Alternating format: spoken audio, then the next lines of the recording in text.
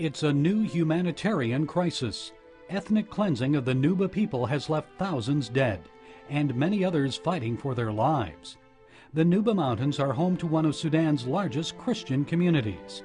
They're being tormented by daily airstrikes and house-to-house raids from President Omar Bashir's armed forces. Bashir is an indicted war criminal for the genocide in Darfur. Virginia Congressman Frank Wolf says it's important the church in the West stands up for these persecuted Christians. I think the church in the West has to really do a better job of advocating for the persecuted church. Well, if anything, hopefully this hearing can motivate not only the administration, but also the church, the leaders of all the denominations to come together for advocate for this. Bashir's soldiers are reportedly burning down churches.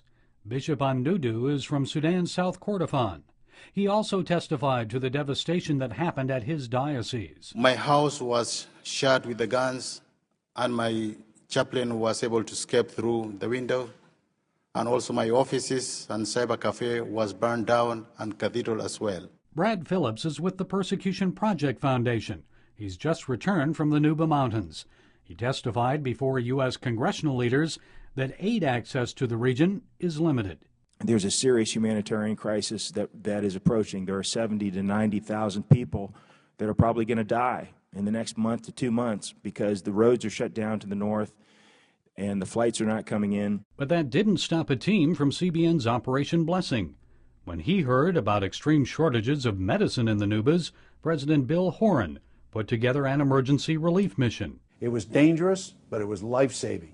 We found a pilot willing to fly us into the Nuba Mountains, and we took off and flew most of the way under the cover of the clouds to avoid being spotted by the northern warplanes.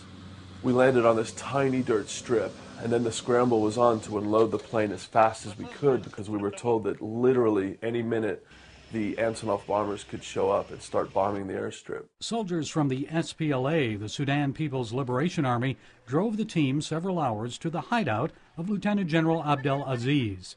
Aziz directs the liberation movement in the Nuba Mountains. The National Congress Party of Khartoum have declared jihad, Islamic jihad on all the Nuba, whether you are Muslim, whether you are Christian. Nuba did not go and attack Khartoum.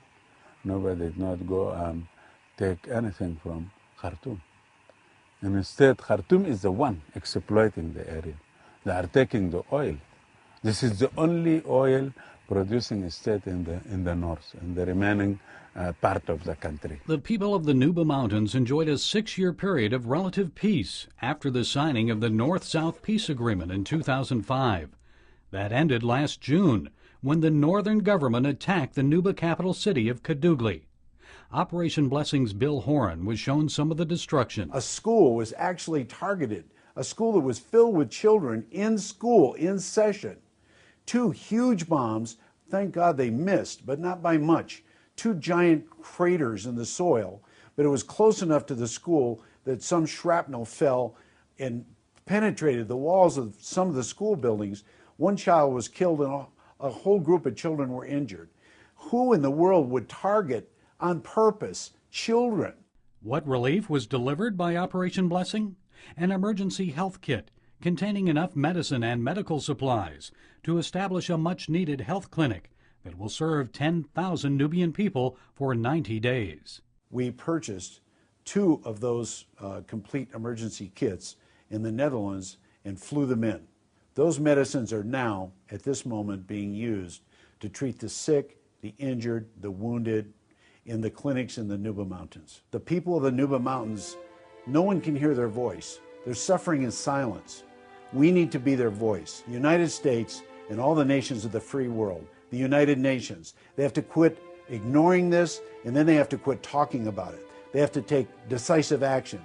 There needs to be action by the United Nations. If the United Nations stands for people, please defend the people of Nuba. Gary Lane, CBN News.